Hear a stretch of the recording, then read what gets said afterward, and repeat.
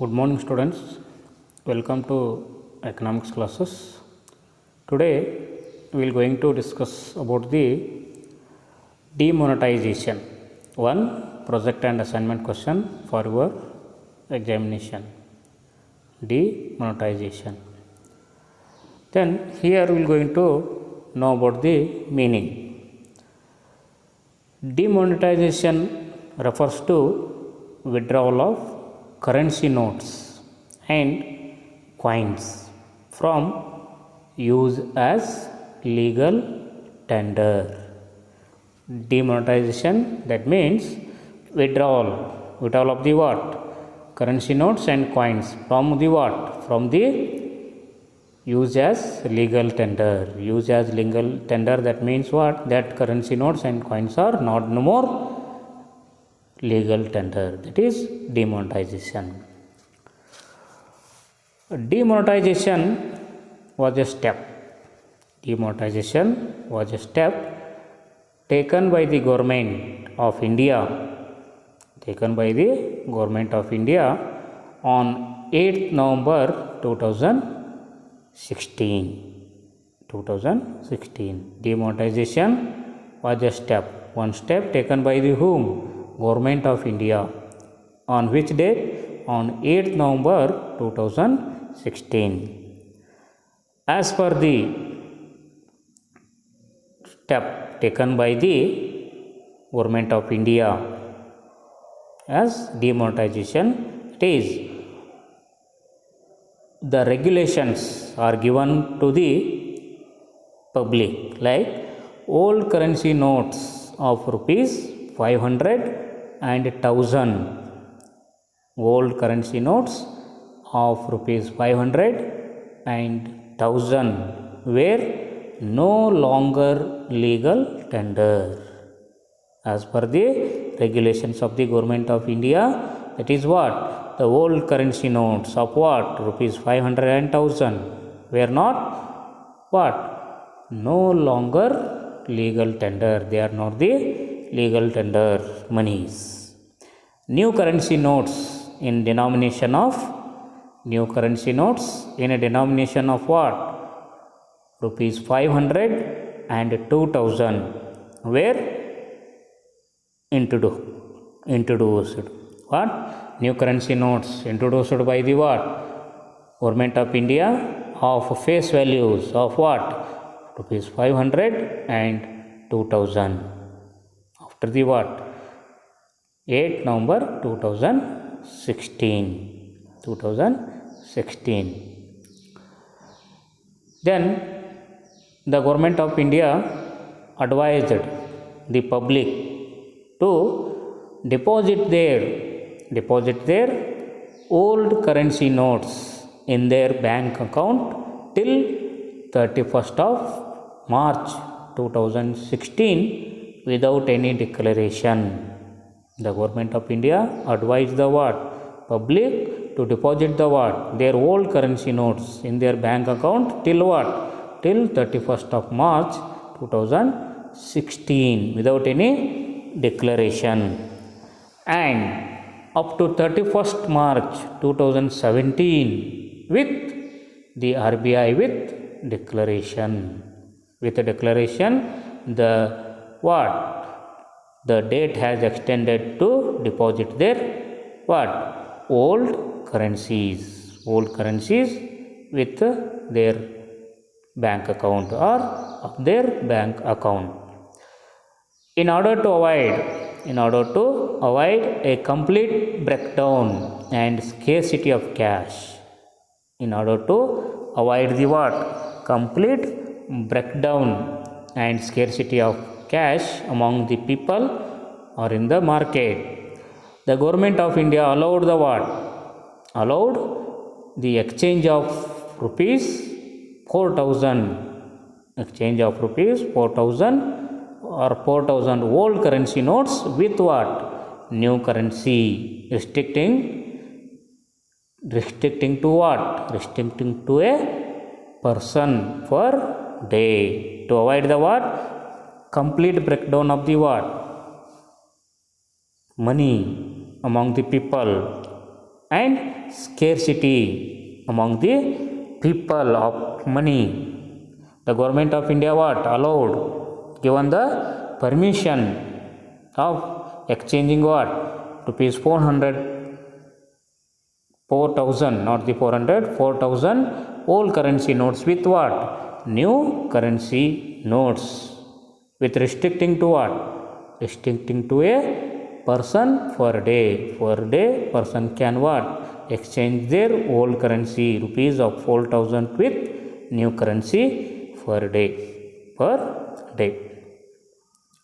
This initiative, what are the initiation taken by the government of India, has or had the what both appreciation and criticism. What are the initiation taken by the government of India that having the what both appreciation and criticism? In that first one, criticism. What the step taken by the government of India of demonetization, having some appreciation and criticism? In that first you will going to discuss the criticism, afterwards you will going to discuss about the appreciation or positive effects. In the criticism, there were long queues outside the banks and ATM centers. The step taken by the what government of India of demonetization that leads the what long queues outside the banks. Because of that only we can find the what found the what long queues outside the bank and ATM centers. This is one criticism criticized by the people and the public. Then another one, there was acute shortage of currency notes during the what step taken by the government of India, that is demonetization. That time the economy faced the number of the problem, that is the in that the more important one is what, that is the acute shortage of the what currency notes among the people. Acute shortage of currency notes among the people. This is another criticism criticized by the public. Then another one, the demonetization that had the what adverse effect on the economic development. Demonetization step taken by the what government of India that adversely affect the what economic development of the country. This is another important criticism criticized by the public or the criticizer. That is one. Then appreciation or positive effects. Appreciation or positive effects. Appreciation, that means what, that is for good. What are the steps taken by the government, that is good, that is appreciation. Or the positive effects, what are the effects are there, that are the positive, that are discuss in one by one. That is, it increased or improved tax compliance, as a large number of people were brought in the tax ambit. After the what demonetization, the steps taken by the government of India, it has increased in the what or improved in the what compliance of tax as a large number of the people are come in the what tax ambit. Large number of the taxpayers come in the what tax ambit or tax net. This is one appreciation or positive effect. Then another one, the savings of individual were what channelized into formal financial system. The savings of individual were channelized into what, the formal financial system. That means what, people after the demonetization, the people savings in the formal financial system has increased. The people are going to save their money in the formal financial system. That is another one important effect or positive effect or appreciation. As a result, that means what? The increase in the savings of the individual in the banks, that leads to what? That leads the what? Bank have more reserves. Bank have more reserves at their disposal. Bank have more reserves at their disposal, which can be what? Which can be used to provide more loans at low rate of interest. Which can be used to provide more loans at what? Low rate of interest. It is another one important positive effect of the demonetization. Then another one positive effect, that is demonetization helps in curbing black money. Helps in curbing, what is that? Curbing, that means what? Decrease or limiting the circulation of what?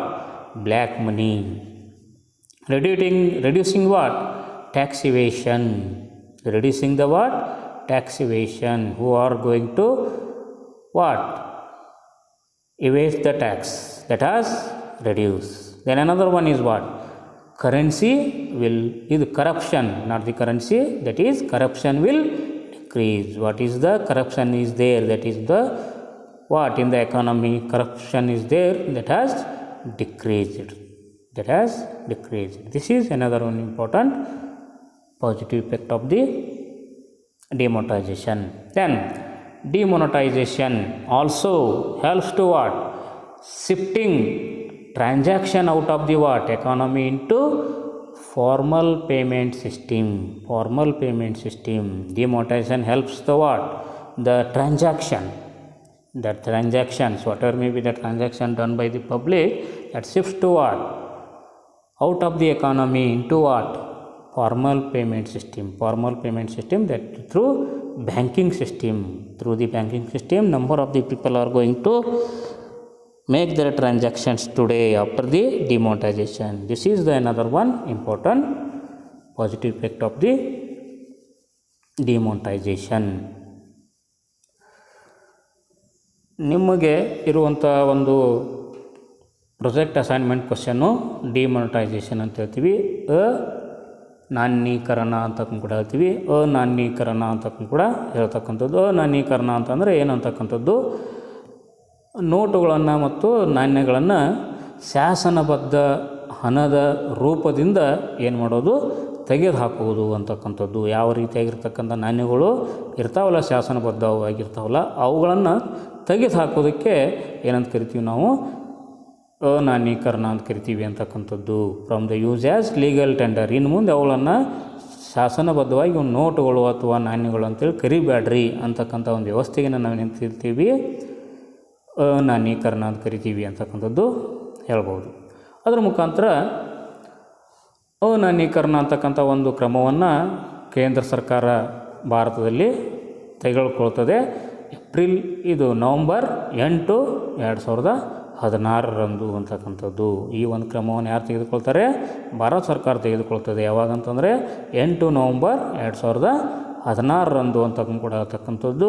ಅದರ ಮುಖಾಂತರ ಅವರು ತೆಗೆದುಕೊಂಡಿರ್ತಕ್ಕಂಥ ಒಂದು ಕ್ರಮದ ಮುಖಾಂತರ ಏನು ಹೇಳ್ತದೆ ಅಂತಕ್ಕಂಥದ್ದು ಕೂಡ ಹೇಳ್ತಕ್ಕಂಥದ್ದು. ಹಳೆ ಕರೆನ್ಸಿಗಳಾದ ಯಾವ ಅಂತ ಹೇಳ್ತೀರಿ? ರೂಪಾಯಿ 500 ಮತ್ತು 1000 ರೂಪಾಯಿಗಳು ಏನಂತಕ್ಕಂಥವು, ಇವು ಇನ್ನು ಮೇಲೆ ಶಾಸನಬದ್ಧ ಹಣವಲ್ಲ, ಶಾಸನಬದ್ಧ ನೋಟುಗಳಲ್ಲ ಅಂತಕ್ಕಂಥ ಕೂಡ ಹೇಳ್ತಾರೆ. ಅದರ ಮುಖಾಂತರ ಹೊಸ ನೋಟುಗಳನ್ನು ಆವತ್ತೇ ಏನು ಮಾಡ್ತಾರೆ? ಪರಿಚಯಿಸ್ತಾರೆ. ಅವು ಯಾವುವು ಅಂತಕ್ಕಂಥದ್ದು, ಯಾವ ಮುಖಬೆಲೆಯ ನೋಟುಗಳನ್ನು ಆವತ್ತೇ ಪರಿಚಯಿಸ್ತಾರೆ ಅಂತಂದರೆ ರೂಪಾಯಿ 500 ಮತ್ತು 2000 ನೋಟುಗಳನ್ನು ಪರಿಚಯಿಸ್ತಾರೆ ಅರ್ಥವ್ಯವಸ್ಥೆಗೆ ಅಂತಕ್ಕಂಥದ್ದು. ಯಾರು ಒಂದು ಈ ಕ್ರಮವನ್ನು ಡಿಮಾನಿಟೈಸೇಷನ್ ಅಂತಕ್ಕಂಥ ಒಂದು ಕ್ರಮವನ್ನು ಯಾರು ಕೈಗೊಂಡರು? ಭಾರತ ಸರ್ಕಾರ ಕೈಗೊಂಡಿತ್ತು. ಯಾವಾಗ ಕೈಗೊಂಡಿತು? 8 ನವಂಬರ್ 2016 ಕೈಗೊಳ್ಳಿತು. ಅದರ ಮುಖಾಂತರ ಯಾವ ಮುಖಬೆಲೆಯ ನಾಣ್ಯಗಳು ಇನ್ನು ಮುಂದೆ ಶಾಸನಬದ್ಧಗಳು ಹಣವಲ್ಲ ಅಂತೇಳಿದರು, 500 ರೂಪಾಯಿ ಮತ್ತು 1000 ರೂಪಾಯಿಗಳು. ಅದರ ಮುಖಾಂತರ ಇನ್ನು ಮುಂದೆ ಯಾವ ಹೊಸ ನೋಟುಗಳು, ಶಾಸನಬದ್ಧವಾಗಿರ್ತಕ್ಕಂಥ ನೋಟುಗಳು, ಯಾವ ಮುಖಬೆಲೆಯ ನೋಟುಗಳು ಅಂತ ಹೇಳಿದರು, ಅದರ ಮುಖಾಂತರ ಅವುಗಳನ್ನು ಪರಿಚಯಿಸಿದ್ರು. ಅಂದರೆ ರೂಪಾಯಿ 500 ಮತ್ತು 2000 ನೋಟುಗಳು ಅಂತಕ್ಕಂಥದ್ದು.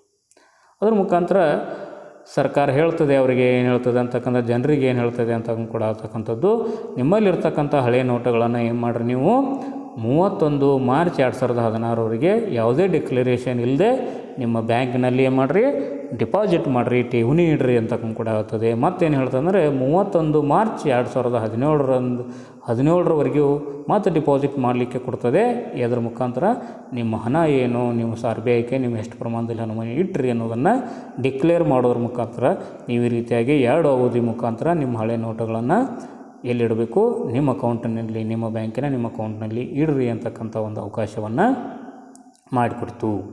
ಅದರ ಮುಖಾಂತರ ಈ ರೀತಿಯಾಗಿರ್ತಕ್ಕಂಥ ಒಂದು ವ್ಯವಸ್ಥೆಯನ್ನು ಡಿಮಾನಿಟೈಸೇಷನ್, ಅನಾನ್ಯೀಕರಣ ವ್ಯವಸ್ಥೆ ತರೋದ್ರಿಂದ ಏನಾಯಿತು, ಸಮಸ್ಯೆಗಳು ಉದ್ಭವ ಆಗಬಹುದು ಅಂತಕ್ಕಂಥ ಒಂದು ವ್ಯವಸ್ಥೆ ಮುಖಾಂತರ ಆ ಒಂದು ಏನಂತಕ್ಕಂಥದ್ದು ಸಮಸ್ಯೆಯನ್ನು ಹೋಗಲಾಡಿಸಲಿಕ್ಕೆ ಏನಂತಕ್ಕಂಥದ್ದು ಕಂಪ್ಲೀಟಾಗಿ ಅರ್ಥವ್ಯವಸ್ಥೆಯಲ್ಲಿ ಹಣದ ಪ್ರಮಾಣ, ನಗದು ಪ್ರಮಾಣ ನಿಂತು ಬಿಡಬಾರ್ದು, ಕೊರತೆ ಉಂಟಾಗಬಾರ್ದು ಅನ್ನೋ ಉದ್ದೇಶಕ್ಕೋಸ್ಕರ ಏನು ಮಾಡಿದ ಸರ್ಕಾರ, ದಿನಕ್ಕೆ ಏನಂತಕ್ಕಂಥದ್ದು 4,000ರಷ್ಟು ಹಳೆ ಕರೆನ್ಸಿಗಳನ್ನು ಕೊಟ್ಟು ಹೊಸ ಕರೆನ್ಸಿಗಳನ್ನು ಪ್ರತಿಯೊಬ್ಬ ವ್ಯಕ್ತಿ ಬ್ಯಾಂಕ್ನಿಂದ ಪಡಿಬಹುದು ಅಂತಕ್ಕಂಥ ಒಂದು ವ್ಯವಸ್ಥೆಯನ್ನು ಮಾಡಿಕೊಟ್ಟಿತು ಅಂತಲೂ ಹೇಳ್ಬೋದು. ಅದರ ಮುಖಾಂತರ ಈ ರೀತಿಯಾಗಿರ್ತಕ್ಕಂಥ ಒಂದು ಕ್ರಮವನ್ನು ಯಾರು ಭಾರತ ಸರ್ಕಾರದವ್ರು ಏನು ಕೈಗೊಂಡ್ರಲ್ಲ, ಈ ಕ್ರಮ ಏನು ಮಾಡಿತ್ತು ಅಂತಂದರೆ ತನ್ನದೇ ಆಗಿರ್ತಕ್ಕಂಥ ಒಂದು ಮೆಚ್ಚುಗೆಯನ್ನು ಪಡೆದಿದೆ. ಅದರ ಜೊತೆಗೆ ಕೆಲವೊಂದು ವಿಮರ್ಶೆಯನ್ನು ಕೂಡ ಇದ್ದಾವೆ ಅಂತಕ್ಕಂಥದ್ದು. ಈ ಕ್ರಮಕ್ಕೆ ಕೆಲವೊಬ್ಬರು ಟೀಕೆಯನ್ನು ಕೂಡ ಮಾಡ್ತಾರೆ ಅಂತ ಹೇಳ್ಬೋದು ಅಂತಕ್ಕಂಥದ್ದು. ಅವ್ಯಾವು ಅಂತ ಕೂಡ ಹೇಳಿದರೆ ಅದರಲ್ಲಿ ಮೊದಲನೇದು ಯಾವುದು, ಕ್ರಿಟಿಸಿಸಮ್, ವಿಮರ್ಶೆ ಏನು ಮಾಡಿದರು ಅಂತಕ್ಕಂಥದ್ದನ್ನು ಮೊದಲನೇದಾಗಿ ನೋಡೋಣ ಅಂತಕ್ಕಂಥದ್ದು. ಅದರ ಮುಖಾಂತರ ಅದು ಒಂದೇ ವಿಮರ್ಶೆ ಏನಂತಂದರೆ, ನಾವು ಸಾಕಷ್ಟು ಪ್ರಮಾಣದಲ್ಲಿ ಬ್ಯಾಂಕುಗಳ ಮುಂದೆ ಮತ್ತು ATM ಸೆಂಟರ್ ಮುಂದೆ ಸಾಕಷ್ಟು ಜನರು ಕ್ಯೂ ಹಚ್ಚಿ ತಮ್ಮ ಹಣವನ್ನು ತಾವು ತಗೊಳ್ಳಿಕ್ಕೆ ಕ್ಯೂ ಹಚ್ಚಿ ನಿಂತರು. ಇದು ಒಂದು ಹಣದ ಸಮಸ್ಯೆ ಉಂಟಾಯಿತು, ಹಣಕಾಸಿನ ಒಂದು ಚಲಾವಣೆಯ ಸಮಸ್ಯೆ ಆಯಿತು. ಯಾಕಂದರೆ ನಮ್ಮ ಹಣವನ್ನು ನಾವು ತೆಗೆದುಕೊಳ್ಬೇಕಾದ್ರೆ ಲಾಂಗ್ ಕ್ಯೂ ಜನರು ನಿಂತರು, ದೀರ್ಘವಾಗಿರ್ತಕ್ಕಂಥ ಒಂದು ಸಾಲಿನಲ್ಲಿ ನಿಂತುಕೊಳ್ಬೇಕಾಯಿತು ಅಂತಕ್ಕಂಥ ಒಂದು ಕ್ರಿಟಿಸಿಸಮನ್ನು ಸಮಾಜದಲ್ಲಿ ಮಾಡ್ತಾರೆ ಅಂತಕ್ಕಂಥದ್ದು ಕೂಡ ಹೇಳ್ಬೋದು. ಇದು ಒಂದು ಕ್ರಿಟಿಸಿಸಮ್. ಅದರ ಮುಖಾಂತರ ಎರಡನೇದು ಈ ರೀತಿಯಾಗಿರ್ತಕ್ಕಂಥ ಕ್ರಮ, ಅನಾನ್ಯೀಕರಣ ಕ್ರಮ ಕೈಗೊಂಡದಕ್ಕೆ ಏನಾಯಿತು ಅಂತ ಹೇಳ್ತಾರೆ, ಅರ್ಥವ್ಯವಸ್ಥೆಯಲ್ಲಿ ಕರೆನ್ಸಿ ನೋಟುಗಳ ಒಂದು ಕೊರತೆ ಉಂಟಾಯಿತು ಅಂತ ಕೂಡ ಹೇಳ್ತಕ್ಕಂಥದ್ದು. ಇದು ದೊಡ್ಡ ಪ್ರಮಾಣದಲ್ಲಿ ಕರೆನ್ಸಿ ನೋಟುಗಳ ಒಂದು ಕೊರತೆ ಉಂಟಾಯಿತು, ಇದರಿಂದ ಅರ್ಥವ್ಯವಸ್ಥೆ ಮೇಲೆ ಪರಿಣಾಮ ಆಯಿತು ಅನ್ನೋದನ್ನು ಇನ್ನೊಂದು ಪಾಯಿಂಟನ್ನು ಕೂಡ ಹೇಳ್ತಾರೆ ಅಂತಕ್ಕಂಥದ್ದು. ಇನ್ನೊಂದು ಮುಖ್ಯವಾಗಿರ್ತಕ್ಕಂಥ ಮೂರನೇ ಒಂದು ಟೀಕೆ ಅಥವಾ ವಿಮರ್ಶೆ ಏನು ಮಾಡ್ತಾರೆ ಅಂತಂದರೆ, ಅರ್ಥವ್ಯವಸ್ಥೆ ಮೇಲೆ ದುಷ್ಪರಿಣಾಮ ಬೀರ್ತು. ಅರ್ಥವ್ಯವಸ್ಥೆ ಅಂತಂದರೆ ಉತ್ಪಾದನೆ ಇರ್ಬೋದು, ವಿತರಣೆ ಇರ್ಬೋದು, ಅನುಭವ ಇರ್ಬೋದು, ಅಥವಾ ಇನ್ನಿತರ ವ್ಯವಸ್ಥೆಗಳಿರ್ಬೋದು. ಅದರ ಮೇಲೆ ಏನಾಯಿತು, ತನ್ನದೇ ಆಗಿರ್ತಕ್ಕಂಥ ಒಂದು ದುಷ್ಪರಿಣಾಮವನ್ನು ಈ ರೀತಿಯಾಗಿರ್ತಕ್ಕಂಥ ಒಂದು ಅನಾನ್ಯೀಕರಣ ಅಂತಕ್ಕಂಥ ಒಂದು ಕ್ರಮವನ್ನು ಸರ್ಕಾರ ಏನು ತೆಗೆದುಕೊಂಡಿತು, ಅದು ದುಷ್ಪರಿಣಾಮವನ್ನು ಬೀರ್ತು ಅಂತಕ್ಕಂಥದ್ದನ್ನು ವಿಮರ್ಶೆ ಮಾಡಿದರು ವಿಮರ್ಶಕರು ಅಥವಾ ಜನರು ಅಂತಕ್ಕಂಥದ್ದು, ಸಮಾಜ ಅಂತಕ್ಕಂಥದ್ದು ಹೇಳ್ಬೋದು. ಇವು 3 ಮುಖ್ಯ ವಿಮರ್ಶೆಗಳು ಅಥವಾ ಟೀಕೆಗಳು ಅಂತ ಹೇಳ್ಬೋದು. ಅದರ ಮುಖಾಂತರ ಅಪ್ರಿಷಿಯೇಷನ್ ಏನಿದ್ದಾವೆ, ಮೆಚ್ಚುಗೆಗಳೇನಿದ್ದಾವೆ ಅಥವಾ ಪಾಸಿಟಿವ್ ಇಫೆಕ್ಟ್ಸ್ ಅಂದರೆ ಧನಾತ್ಮಕ ಪರಿಣಾಮಗಳು ಏನಾಗ್ತವೆ ಅನ್ನೋದನ್ನು ನೋಡೋಣ, ಅಥವಾ ಏನು ಅದು ಅಂತಕ್ಕಂಥದ್ದನ್ನು ನೋಡೋಣ ಅಂತಕ್ಕಂಥದ್ದು. ಅದರಲ್ಲಿ ಒಂದೇದು ಏನಾಯಿತು ಅಂತಕ್ಕಂಥದ್ದು, ಟ್ಯಾಕ್ಸ್ ತುಂಬುವಂಥ ಜನರ ಒಂದು ಜಾಲ ಏನಾಯಿತು ಅಂತ ಕೂಡ ಹೇಳ್ತಾರೆ, ಒಂದೇದು ಹೆಚ್ಚಾಯಿತು ಅಂತಕ್ಕಂಥದ್ದು. ಇದೇನು ಮಾಡಿತು, ಈ ರೀತಿಯಾಗಿರ್ತಕ್ಕಂಥ ಡಿಮಾನಿಟೈಸೇಷನ್ ಏನು ಮಾಡಿತು, ಟ್ಯಾಕ್ಸ್ ತುಂಬುವಂಥ ಜನರ ಪ್ರಮಾಣವನ್ನು ಅದರ ಒಂದು ಜಾಲವನ್ನು ಹೆಚ್ಚಿಸ್ತು ಅಂತಕ್ಕಂಥದ್ದು. ಇದು ಒಂದು ಒಳ್ಳೆಯ ಪರಿಣಾಮ ಅಂತಕ್ಕಂಥ ಕೂಡ ಧನಾತ್ಮಕ ಪರಿಣಾಮ ಅಂತಕ್ಕಂಥದ್ದು. ಅದರಿಂದ ಟ್ಯಾಕ್ಸ್ ಕೊಡೋರ ಸಂಖ್ಯೆ ಹೆಚ್ಚಾಗೋದ್ರಿಂದ ಸರ್ಕಾರಕ್ಕೆ ಆದಾಯದ ಪ್ರಮಾಣ ಏನಾಗ್ತದೆ, ಹೆಚ್ಚಾಗ್ತದೆ ಅಂತಕ್ಕಂಥದ್ದು. ಡಿಮಾನಿಟೈಸೇಷನ್ ಮಾಡೋದ್ರಿಂದ ಈ ಜಾಲದಲ್ಲಿ ಟ್ಯಾಕ್ಸ್ ಪೇಯರ್ಸು ಹೆಚ್ಚಿನ ಪ್ರಮಾಣದಲ್ಲಿ ಬಂದರು ಅಂತಕ್ಕಂಥದ್ದು ಹೇಳ್ತಕ್ಕಂಥದ್ದು. ಅದರ ಮುಖಾಂತರ ಎರಡನೇದು ಏನಾಯ್ತು ಅಂತಕ್ಕಂಥದ್ದು ಕೂಡ ಹೇಳಿದ್ರೆ, ಜನರು ತಮ್ಮಲ್ಲೇ ಇಟ್ಕೊಳ್ತಾ ಇದ್ದರು, ಸೇವಿಂಗ್ಸನ್ನು, ಹೂಡಿಕೆ ಉಳಿತಾಯವನ್ನು ಮಾಡ್ಕೋತಾ ಇದ್ದರು. ಅದೇ ಇವತ್ತಿನ ದಿವಸ ಔಪಚಾರಿಕ ಅಂತಕ್ಕಂಥದ್ದು, ಅನೌಪಚಾರಿಕವಾಗಿ ಹಣವನ್ನು ಇಟ್ಕೋತಿದ್ದರು. ಇದರ ಮುಖಾಂತರ ಡಿಮಾನಿಟೈಸೇಷನ್ ಮಾಡೋದ್ರಿಂದ ಬ್ಯಾಂಕಿಗೆ ಹಣ ಬರೋದ್ರಿಂದ ಏನಾಯಿತು, ಡಿಪಾಸಿಟ್ ಪ್ರಮಾಣ ಏನಾಯಿತು, ಸೇವಿಂಗ್ ಪ್ರಮಾಣ ಏನಾಯಿತು ಅಂತ ಹೇಳ್ತೀವಿ, ಹೆಚ್ಚಾಯಿತು ಅಂತಕ್ಕಂಥ ಕೂಡ ಹೇಳ್ತಕ್ಕಂಥದ್ದು. ವ್ಯಕ್ತಿಗತವಾಗಿರ್ತಕ್ಕಂಥ ಒಂದು ಉಳಿತಾಯದ ಪ್ರಮಾಣ ಬ್ಯಾಂಕುಗಳಲ್ಲಿ ಹೆಚ್ಚಾಯಿತು, ಔಪಚಾರಿಕ ಬ್ಯಾಂಕಿಂಗ್ ಪದ್ಧತಿಯಲ್ಲಿ ಹೆಚ್ಚಾಯಿತು ಅಂತಕ್ಕಂಥದ್ದನ್ನು ಹೇಳ್ಬೋದು. ಇದು ಒಂದು ಧನಾತ್ಮಕ ಪರಿಣಾಮ ಅಂತಕ್ಕಂಥದ್ದು ಕೂಡ ಹೇಳ್ಬೋದು. ಅದರ ಮುಖಾಂತರ ಮೂರನೇದು ಏನು ಹೇಳ್ತಾರೆ ಅಂದರೆ, ಈ ರೀತಿಯಾಗಿರ್ತಕ್ಕಂಥ ಉಳಿತಾಯದ ಪ್ರಮಾಣ ಬ್ಯಾಂಕಿನಲ್ಲಿ ಹೆಚ್ಚಾಗೋದ್ರಿಂದ ಬ್ಯಾಂಕುಗಳು ಹೆಚ್ಚಿನ ಪ್ರಮಾಣದಲ್ಲಿ ಸಾಲವನ್ನು ಕೊಡಲಿಕ್ಕೆ ಅವಕಾಶ ಸಿಕ್ತು ಅಂತಕ್ಕಂಥದ್ದು. ಕಡಿಮೆ ಬೆಲೆಗೆ ಹೆಚ್ಚಿನ ಪ್ರಮಾಣದಲ್ಲಿ ಸಾಲ ಕೊಡಲಿಕ್ಕೆ ಬ್ಯಾಂಕುಗಳೇನಾದರೂ ಮುಂದೆ ಬಂದು ಅಂತ ಹೇಳ್ತೀರಿ. ಯಾಕಂದರೆ ಉಳಿತಾಯ ಜನರು ಇಟ್ಟಿರ್ತಕ್ಕಂಥ ಪ್ರಮಾಣ ಹೆಚ್ಚಾಗೋದ್ರಿಂದ ಅದರಿಂದ ಸಾಲದ ನಿರ್ಮಾಣದ ಪ್ರಮಾಣವೂ ಹೆಚ್ಚಾಗ್ತದೆ. ಸಾಲದ ನಿರ್ಮಾಣ ಹೆಚ್ಚಾತಂದರೆ ಕಡಿಮೆ ಬಡ್ಡಿದಾದರೆ ಹೆಚ್ಚು ಸಾಲ ಕೊಡ್ಬೋದು ಅಂತಕ್ಕಂಥ ಒಂದು ವ್ಯವಸ್ಥೆ ಮುಖಾಂತರ ಸಾಲದ ನಿರ್ಮಾಣದ ಪ್ರಮಾಣವೂ ಕೂಡ ಹೆಚ್ಚಾಯಿತು ಮಾರುಕಟ್ಟೆಯಲ್ಲಿ, ಹಣಕಾಸಿನ ಮಾರುಕಟ್ಟೆಯಲ್ಲಿ ಅಂತೇಳಿ ಹೇಳ್ಬೋದು. ಅದರ ಮುಖಾಂತರ ನಾಲ್ಕನೇದು ಏನಾಯಿತು ಅಂತ ಕೂಡ ಹೇಳಿದರೆ, ಇದು ಏನಂತಕ್ಕಂಥ ಒಂದು ಮಾರುಕಟ್ಟೆಯಲ್ಲಿ ಅಥವಾ ಅರ್ಥವ್ಯವಸ್ಥೆಯಲ್ಲಿ ಈ ಕಪ್ಪು ಹಣ ಅಂತಕ್ಕಂಥದ್ದು, ಯಾವ ಒಂದು ಹಣಕ್ಕೆ ನಾವು ತೆರಿಗೆ ತುಂಬೋದಿಲ್ಲ ಅಂಥ ಒಂದು ಹಣಕ್ಕೆ ನಾವೇನಂತೀವಿ ಕಪ್ಪು ಹಣ ಅಂತ ಹೇಳ್ತೀವಿ.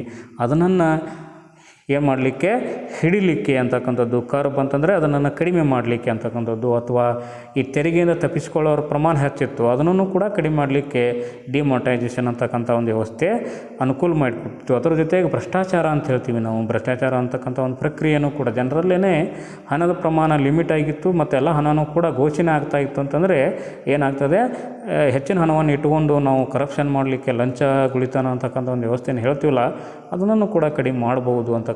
ಇದು ಇನ್ನೊಂದು ಪರಿಣಾಮ ಅಂತಕ್ಕಂಥ ಕೂಡ ಹೇಳ್ಬೋದು ಅಂತಕ್ಕಂಥದ್ದು. ಅದರ ಮುಖಾಂತರ 5ನೇ ಪರಿಣಾಮ ಏನಾಗಿತ್ತು, ಧನಾತ್ಮಕ ಪರಿಣಾಮ ಅಂತ ಹೇಳಿದರೆ, ನಾವು ಮೊದಲೆಲ್ಲ ಟ್ರಾನ್ಸಾಕ್ಷನ್ಗಳನ್ನು ಕ್ಯಾಶ್ ಮುಖಾಂತರ ಮಾಡ್ತಿದ್ವಿ, ಬೈ ಕ್ಯಾಶ್ ಮಾಡ್ತಾಯಿದ್ವಿ. ಇವತ್ತಿನ ದಿವಸ ಫಾರ್ಮಲ್ ಬ್ಯಾಂಕಿಂಗ್ ಸಿಸ್ಟಮ್ ಮುಖಾಂತರ, ಔಪಚಾರಿಕವಾಗಿರ್ತಕ್ಕಂಥ ಬ್ಯಾಂಕಿಂಗ್ ಸಿಸ್ಟಮ್ ಮುಖಾಂತರ ಮಾಡೋದ್ರಿಂದ ಏನಾಗ್ತದೆ, ಹಣ ನಾವು ಕೈಲಿಂದ ಹಿಡಿದು ವ್ಯವಹಾರ ಮಾಡಬೇಕಂತಿಲ್ಲ. ಮೊದಲೆಲ್ಲ ನಾವು ಹಣವನ್ನು ಕೈಲಿ ಹಿಡ್ದೇ ವ್ಯವಹಾರ ಮಾಡ್ತಿದ್ವಿ. ಇವತ್ತು ಹಣ ಇಲ್ಲಾಂದ್ರೂ ಕೂಡ ವ್ಯವಹಾರ ಮಾಡ್ತೀವಿ ಥ್ರೂ ವಾಟ್ ಬ್ಯಾಂಕಿಂಗ್ ಸಿಸ್ಟಮ್ ಅಂತ ಹೇಳ್ತೀವಿ ನಾವು ಅಂತಕ್ಕಂಥದ್ದು. ನಮ್ಮ ಹಣ ಇರ್ತದೆ, ಎಲೆಕ್ಟ್ರಾನಿಕ್ ಬ್ಯಾಂಕಿಂಗ್ ಮುಖಾಂತರ ಒಂದರಿಂದ ಇನ್ನೊಂದು ಬ್ಯಾಂಕಿಗೆ ಈಸಿಯಾಗಿ ಕಳಿಸ್ಬೋದು ಅಂತಕ್ಕಂಥದ್ದು. ಇದು ಒಂದು ಅನುಕೂಲ ಆಯಿತು ಡಿಮಾನಿಟೈಸೇಷನ್ದಿಂದ ಅಂತಕ್ಕಂಥದ್ದು ಕೂಡ ಹೇಳ್ಬೋದು. ಒಟ್ಟಾರೆಯಾಗಿ ಡಿಮಾನಿಟೈಸೇಷನ್ ಅಂದರೆ ಏನಂತಕ್ಕಂಥ ಕೂಡ ಹೇಳ್ತೀರಿ, withdrawal of the what currency notes and coins from the what use as legal tender ಅಂತ ಹೇಳ್ತೀವಿ. ಏನು ನಾವು ಲೀಗಲ್ ಟೆಂಡರ್ ಅಂತೇಳಿ ಬಳಸ್ತಾ ಇದ್ದೀವಿ, ಅದರಿಂದ ಹೊರಗೆ ತೆಗೆಯೋದಕ್ಕೆ ನಾವೇನಂತ ಕರಿತೀವಿ, ಡಿಮಾನಿಟೈಸೇಷನ್ ಅಂತ ಹೇಳ್ತೀವಿ. ಡಿಮಾನಿಟೈಸೇಷನ್ ಅಂದರೆ ಆ ಒಂದು ಹಣಕ್ಕೆ ಯಾವುದೇ ರೀತಿಯಾಗಿರ್ತಕ್ಕಂಥ ಶಾಸನಬದ್ಧವಾದ ವ್ಯವಸ್ಥೆ ಇರೋದಿಲ್ಲ, ಕಾನೂನಿನ ಹಣ ಅಲ್ಲ ಅಂತಕ್ಕಂಥದ್ದು. ಇದರ ಮುಖಾಂತರ ಸರ್ಕಾರ ಒಂದು ಕ್ರಮವನ್ನು ಕೈಗೊಂಡಿತು, ಡಿಮಾನಿಟೈಸೇಷನ್. ಅದರಿಂದ ಏನಾಯಿತು, ಅದ್ರ ಮುಖಾಂತರ ಏನೇನು ಕ್ರಮಗಳನ್ನು ಕೈಗೊಂಡಿತು, ಅದರಿಂದ ಪಾಸಿಟಿವ್ ಇಫೆಕ್ಟ್ ಏನಾಯಿತು, ನೆಗೆಟಿವ್ ಇಫೆಕ್ಟ್ ಏನಾಯಿತು ಅನ್ನೋದನ್ನು ಈಗಾಗಲೇ ನಾವು ನೋಡಿದ್ದೀವಿ. ಥ್ಯಾಂಕ್ ಯು, ಧನ್ಯವಾದಗಳು.